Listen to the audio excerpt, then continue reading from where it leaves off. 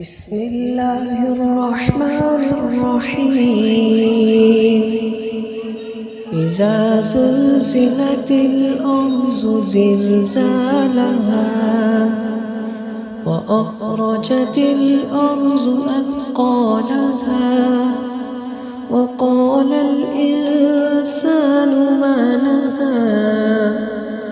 يومئذ تحدث أخبارها بأن ربك أوحى لها يومئذ يصدر الناس أشتاتا ليروا أعمالهم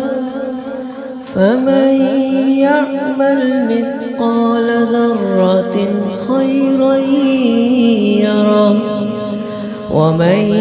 يعمل مثقال ذرة شرا يره